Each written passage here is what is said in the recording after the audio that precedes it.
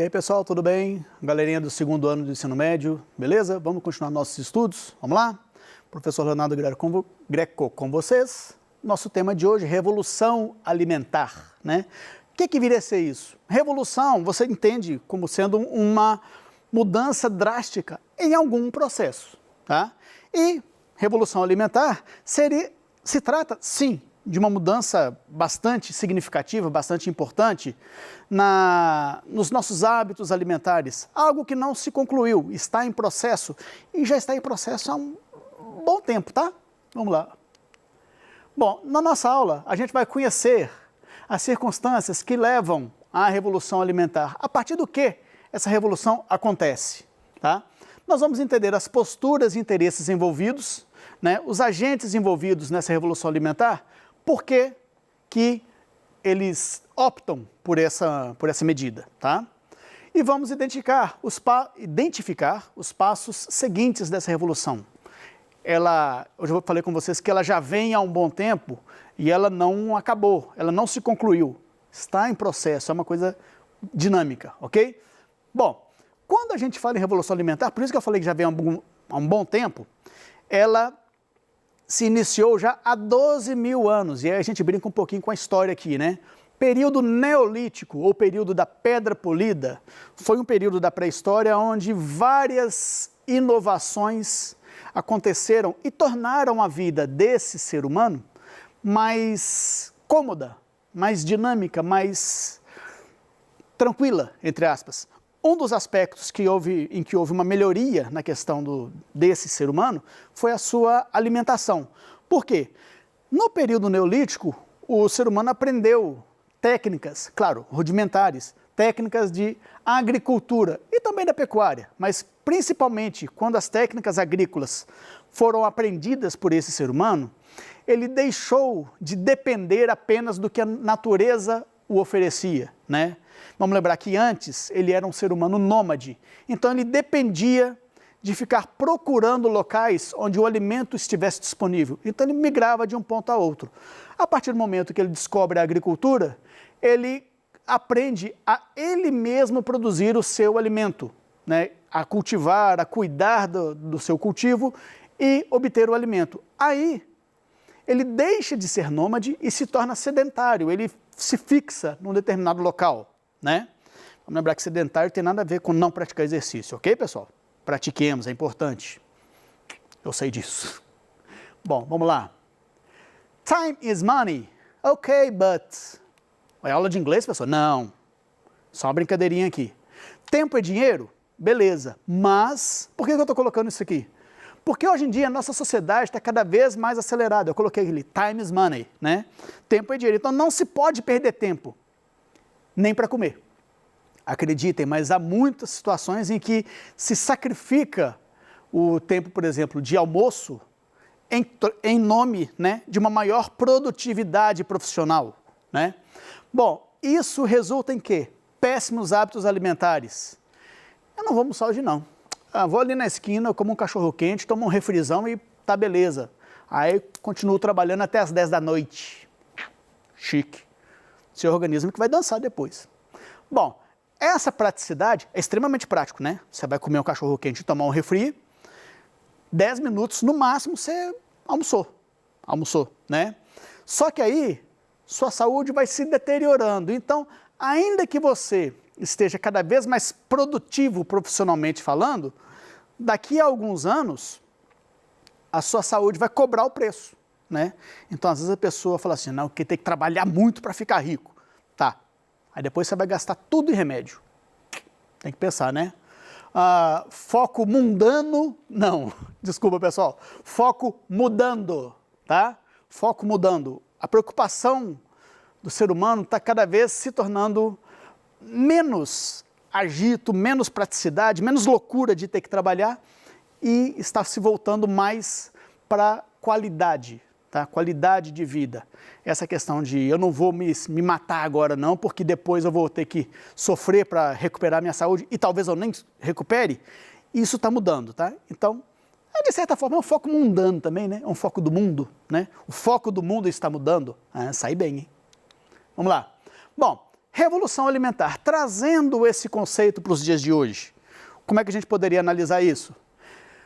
Cada vez mais a sociedade está demandando mais e mais alimentos. E alimentos não só em mais quantidade, como também em uma melhor qualidade. Isso aí, mais quantidade e melhor qualidade, tá? Outro desafio, produzir e preservar. Esse desafio de produzir e preservar tem a ver não só com a disponibilidade de alimentos, que tem que ser cada vez maior, e tem que ser cada vez alimentos de melhor qualidade. Então, por isso, você preservar o meio ambiente é essencial para que isso se torne possível. Porque senão você vai degradando o meio ambiente, degradando, e vai chegar um momento em que não importa se você tem uma área gigantesca de cultivo, ela não vai conseguir te dar o retorno que você precisa, porque você detonou o meio ambiente. Não tem jeito, simples assim, tá? E aí, dentro dessa questão, percebam que é tudo uma sequência, uma escadinha, né? Demanda crescente de alimentos, produzir e preservar. Nesse aspecto, se você incentiva a agricultura familiar, você tem condições de ser cada vez mais bem-sucedido nessa situação. A agricultura familiar, ela vai ser uma agricultura, comparativamente com as agroindústrias, vai ser uma agricultura menos mecanizada, em que vai haver maior interferência do ser humano nessa agricultura, né? E se ela for corretamente estimulada, valorizada, incentivada, a probabilidade de você ter ali a produção de alimentos em uma grande quantidade e com uma qualidade também cada vez melhor, é bastante possível que aconteça. A probabilidade é bem boa que isso aconteça, tá? E nesse aspecto, está se valorizando, dentro dessa revolução alimentar, os produtos in natura. Produtos in natura, o seguinte, você vai cada vez menos valorizar os produtos industrializados e vai dar vez, né, cada vez mais aos produtos vindos, por exemplo, diretamente do campo, tá? Com menor uso possível de conservantes, vamos dizer assim, tá? Vamos lá. Quais são as modas alimentares? Várias modas alimentares ao longo dos tempos, né? E no nosso momento atual, a gente tem, por exemplo, a questão da dieta macrobiótica, a questão do vegetarianismo e veganismo, e aí eu faço um parênteses aqui. Vegetarianismo, você vai consumir alimentos que não tenham, basicamente, você vai evitar o consumo da carne, ok? Mas aí você consome qualquer outra coisa, leite, por exemplo, né? Queijos, ovos, tal. Veganismo, já é algo mais rigoroso, mais extremo, vamos dizer assim, né? Ou mais restritivo, talvez. Você não vai consumir nada que seja de origem animal. E aí, claro, a carne está inclusa nesse pacote, né? Mas também, por exemplo, o leite. Não vem da vaca, não vem da cabra, então você não vai consumir o leite também. Os ovos não vem da galinha, não consuma. Da pata, não consuma, tá? E aí, esse veganismo, ele acaba se tornando um estilo de se alimentar muito mais complexo. E por ser mais complexo, ele acaba se tornando também, pelo menos no momento, né, um estilo mais caro de se sustentar, tá?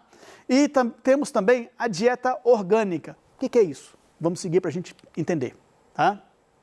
Bom, inicialmente, vamos fazer uma disputa, né? Uma comparação entre alimentos processados e alimentos orgânicos.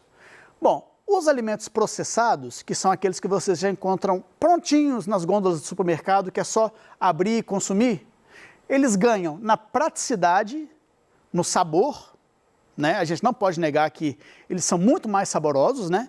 E também na questão do custo. Os processados ganham nesses três quesitos, mas eles perdem feio para a questão dos alimentos orgânicos, tá? Aqueles alimentos que são, como eu já falei anteriormente, alimentos in natura, alimentos com menos adição de conservantes, né?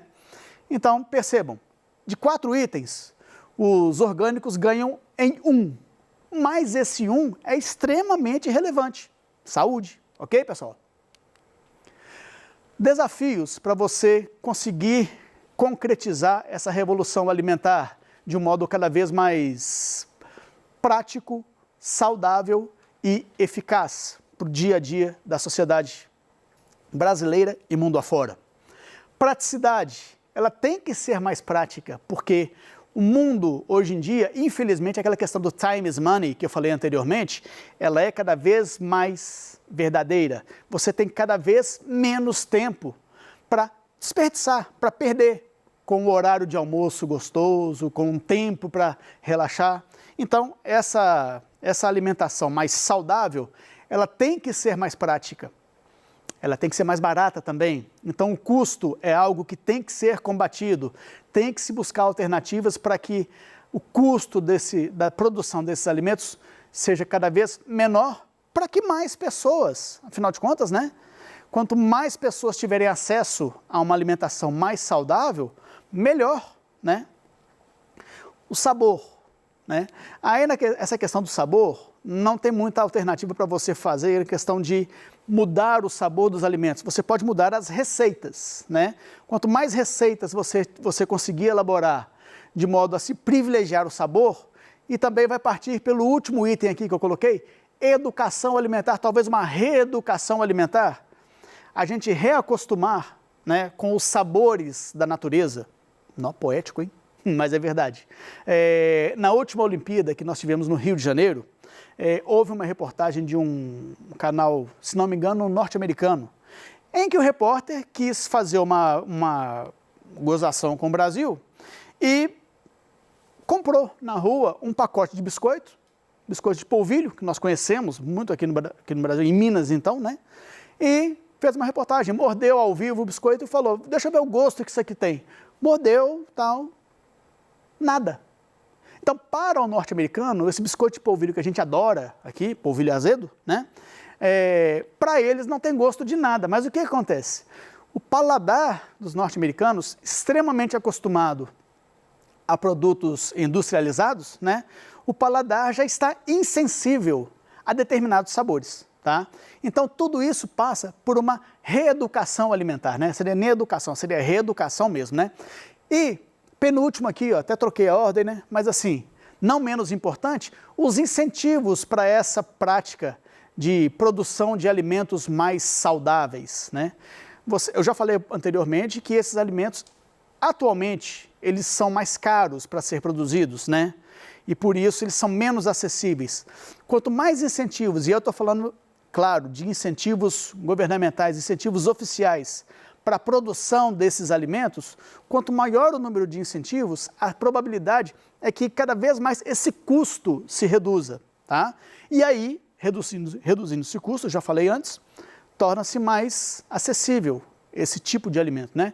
Agora, dentro da busca desses alimentos mais saudáveis, né, menos industrializados, a gente tem essa questão aqui, ó, alimentos transgênicos, que são os alimentos que são geneticamente modificados para que eles se tornem mais resistentes, por exemplo, a pragas, resistentes a intempéries, né? Então a períodos de grande seca, por exemplo, geadas, tal, de modo que esses alimentos consigam, né, chegar à mesa do consumidor de modo mais assegurado, que se evite as perdas durante o seu processo, né, durante a sua produção, beneficiamento, etc. Tá? Esses alimentos seriam mais resistentes a pragas, o uso dos agrotóxicos seria menos necessário, né? Você usaria uma quantidade menor, isso resultaria em maior saúde para a população, você consumiria alimentos com menos agrotóxicos, seria extremamente interessante, né? O que acontece? Essa tecnologia da transgenia dos alimentos, ela é uma tecnologia patenteada, tá? E essas patentes estão registradas, né? Essas patentes estão em nome de grandes conglomerados internacionais. Então, se um produtor nacional quiser fazer uso de alimentos transgênicos, do cultivo de alimentos transgênicos, esse uso vai acabar sendo mais caro, porque ele vai ter um custo muito grande já na hora de obter a autorização para utilizar esse método de cultivo, tá? Outra coisa, existe um grande risco dele, sem querer, cultivar alimentos transgênicos em uma área que não era destinada para isso. tá? E se isso acontecer, ele está sujeito a penalidades. Imagine uma situação que um produtor, ele subdividiu a sua área em duas. Uma, eu vou cultivar alimento transgênico, milho transgênico, por exemplo. Na outra eu vou cultivar alimentos, vamos chamar de convencionais. Só que por um descuido, as duas áreas estão próximas. E a gente sabe que a natureza se encarrega de fazer um cultivo espontâneo, né? Questão dos ventos, das chuvas, etc. E imagine se, por isso, na área de alimentos convencionais, começassem a brotar ali, né? E nascer milhos transgênicos. E o cara nem se deu conta e produziu e comercializou e acha que está levando para determinado local alimento convencional. Mas ali se constata que são alimentos, que dentro daquilo ali tem alimento transgênico no meio. E aí ele vai ter que pagar multa, ele vai ter que se ver com o dono da patente, ou seja, o problema está potencialmente agravado, tá?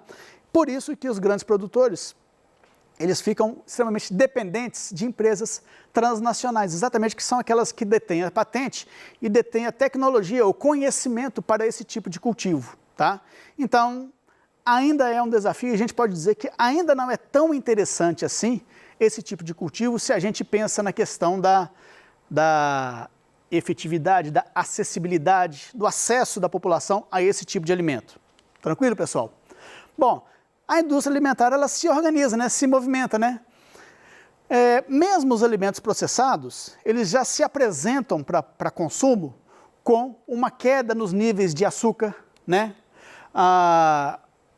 Grupos específicos da população, nichos específicos, né? Como, por exemplo, as pessoas que têm intolerância à lactose já contam com uma gama de produtos bastante variada para atendê-los, né? Claro, diversificação no leque de produtos, né? Isso aí, tá? Então, mesmo a indústria alimentícia, aqueles produtos que são, sim, industrializados, né? Já começam a se adaptar. Várias marcas de refrigerante já estão reduzindo a quantidade de açúcar que estão utilizando na sua produção, tá? Bom, esse é um novo mercado, a questão do mercado voltado aos alimentos saudáveis é um mercado ainda inexplorado. Estima-se que até 2030 poderão ser gerados 700 bilhões de dólares em negócios. Então, é um mercado extremamente atraente, né? O que se demanda? Quais os desafios que isso gera? Maior automação no campo, essa produtividade ela tem que ser cada vez mais eficiente, a produção tem que ser mais especializada, quanto mais especializada, maior a chance dela ser bem sucedida.